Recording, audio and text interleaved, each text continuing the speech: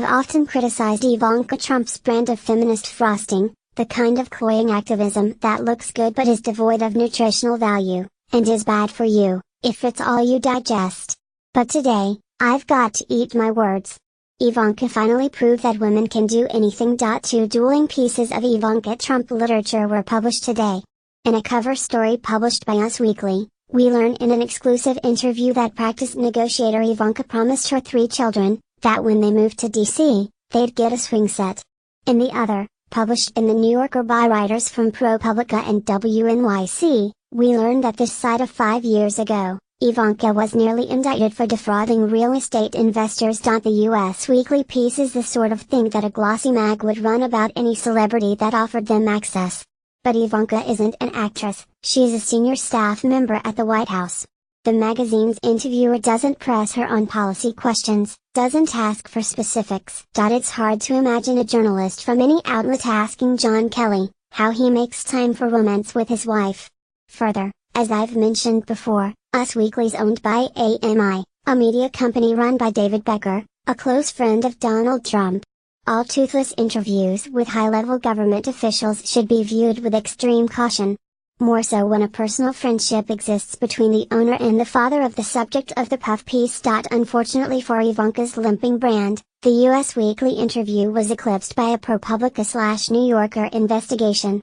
That piece tells the story of how New York prosecutors spent 2 years putting together a case against Ivanka Trump and her brother Don Jr. Investigators found that in promoting Trump Soho, the Wonder siblings misrepresented how many units were sold in the building. Investigators had emails where Ivanka and Don plotted to inflate sales numbers, where they coordinated their lies. And then, Mark Kasowitz, Ivanka, and Junior's dad's attorney, showed up at the DA's office Major Economic Crimes Bureau, and met with District Attorney Cyrus Vance, asking him not to charge the siblings. Kasowitz was one of the biggest donors to Vance's re-election campaign. A few months later, Vance asked his prosecutors to stop pursuing the case. 6 months after that, Kasowitz made another large donation to Vance's campaign. When the journalists who worked on the story for the New Yorker and ProPublica contacted Vance about the money Kasowitz gave him, Vance pledged to return all of it. Vance had already returned some of Kasowitz's money before their first meeting. He's running unopposed for re-election this fall. The whole thing stinks to high heaven.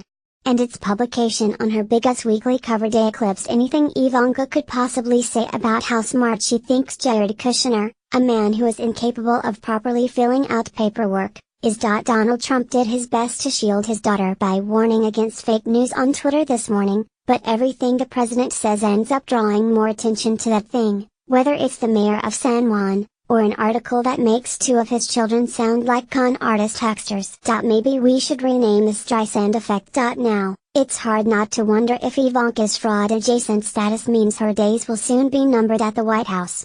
Her father would never fire her, but the longer she stays in the spotlight, the more journalists have been able to dig up on her. As women, we can be both moms and crooked business people, we can get goosebumps when we visit the White House, and also avoid felony charges thanks to a suspicious series of campaign donations from our dad's lawyer to the DA's office. We can arrange to be photographed leaving the house in ensembles that combine trend and classical shapes, and we can team up with our business partners to rip people off. Girl power.